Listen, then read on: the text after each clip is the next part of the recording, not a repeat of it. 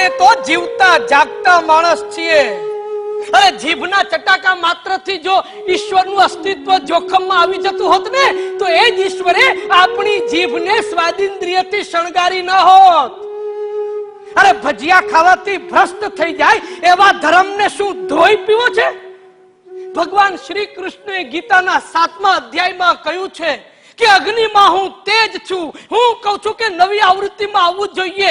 માણસના પેટમાં હું ભડભડતી આગ છું. જઠરાગ્નિ ખાવું એ માણસની સર્વપ્રથમ જરૂરિયાત છે. અને શું નથી આપણી પાસે ખાવા માટે? પોરબંદરની ખાજલી, શિયોરના ફાડેલા દૂધના પેંડા, રાજકોટની ચટણી, ભાવનગરના ગાંઠિયા, આણંદના ગોટા, નડિયાદનું ભૂસું, સુરતની અમીરી ખમણ ઘારી, વડોદરાનો લીલો ચેવડો અને ખંભાતનું હલવાસન. અને ઊંધિયાની તો મજા જ કંઈક ઓર છે. કતાર ગામની 3 દાણાવાળી પાપડી, ગણદેવીની વાલોર અને રાંદેરના રવૈયાને નાનું ડીચ્ચું રાખીને 2 ચીરા કરવાના. પછી એમાં કોપરું, કોથમરી, લીલું લસણ, વાટેલા આદુ મરચાની ચટણી બનાવી ઉપરથી તેલ નાખવાનું. સાથે શક્કરિયા, બટાટા, કંદ, સુરણના મોટા મોટા ટુકડા અને મુઠિયા. આ બધાને એક કોરા માટલામાં 4 આંગળ ડૂબે એટલા તેલમાં નાખી એ માટલાને લાકડાના દટ્ટાથી ચપોચપ બંધ કરી ઊંધું કરી 3 ફૂટ નીચે જમીનમાં દાટી દેવાનું. ઉપર છાણાનો અગ્નિ પેટાવવાનો.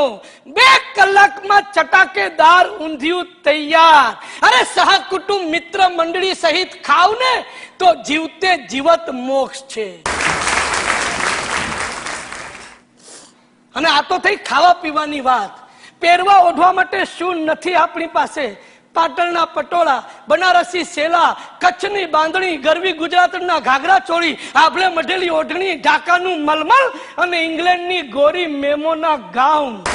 અરે પેરિસની ફેશનની દુનિયામાં જો વિશ્વામિત્ર આમ લટાર મારવા નીકળે ને તો વગર મેનકા એનું તપોભંગ ન થાય ને તો હું મારા બાપનું નામ બદલી નાખું.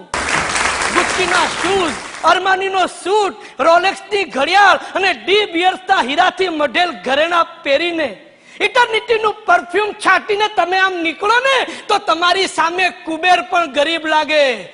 છોકરી, તે મનને મારવા માટે કરવા પડતા ઉપવાસોની ઉદાસી જોઈ છે, પણ મનગમતાને પામવા માટે જયા પાર્વતીના વ્રત કરતી કુમારિકાઓના ચહેરાની રોનક કોણ દેખાડશે તારા આંધળા આચાર્યને? સાલો પ્રેમને પાપ કે છે? અરે ઔરંગઝેબના હિન્દુ અવતારને કે જો જીવનની મજા લેતા આવડે ને તો સ્વર્ગ અહીં જ છે, અહીં જ છે, અહીં જ છે. નાનું કાકા